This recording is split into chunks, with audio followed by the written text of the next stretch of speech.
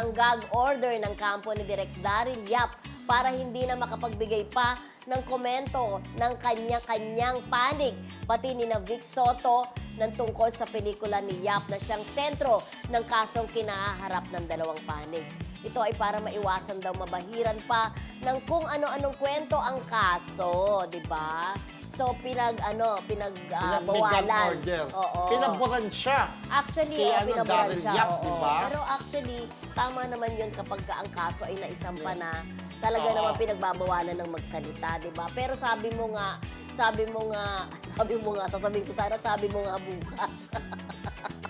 Sabi mo nga yung salta lagi ni Coco Martin, di ba? Sabi ko nga. Ang sabi ko nga, sabi ni Coco Martin, magjowa na kami ni Julia. Ang sabi ko nga, mahal na mahal ko siya. Ang sabi ko, ganun si Coco Martin, di ba? Oo, Pero ano napakabait niya, di ba? Kahit sikat na si Coco, napakabait, isa sa Oy, pero pinaka-approachable. Going back to Daryl, parang mahaba-haba pa ang kasong ito. Tsaka parang di ba, nung una sabi nila parang humanda ka Daryl, may mga netizens na nagsasabi ng ganun. Pero ito medyo palaban pa rin siya, no? Harapin. In fairness sa kanya, palaban siyang harapin kung anumang kasong isasampa sa kanya. At lagi nga niyang sinasabi na lahat naman ay may karapatang magsampa ng kaso. Kaya naiintindihan naman niya itong si Bossing. Pero yun nga, nag-file siya ng gag order na wag na lang magsalita, di ba? Kasi nga, parang nadadamay na rin yung yung talagang pelikula nila.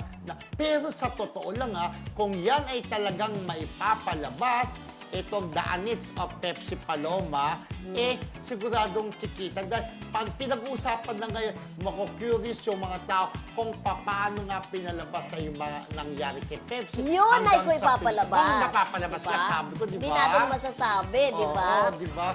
Oo, baka maharap maharap. pwede, di ba?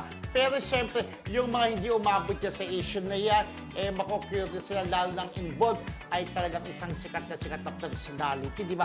Tayo, during our kabataan po, naabutan namin yan. At nakapanood ako ng mga sexy films ni Pepsi Paloma. Lalo si Bidon, pagkandating sa mga sexy films natin, lagi ka nanonood, di ba? Kaya pala, mabilis kang nagbinata, ano?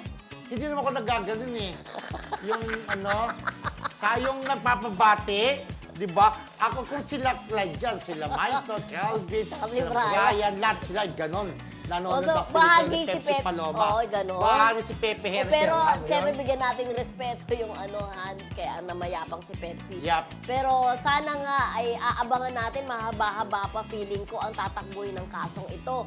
At ang una nating aabangan kung matutuloy ba ang pagpapalabas nitong pelikulang ito ni Direk Daryl Yap. Pero kung gusto kong may palabas, para nga mapanood ko kung paano tatakbo yung story, kung paano nabanggit yung pangalan doon, di ba? Parang, curious tuloy ako na mapanood yung pelikula. Yun nga ay kung may papalabas, di ba? Correct. Hi, Get Gem.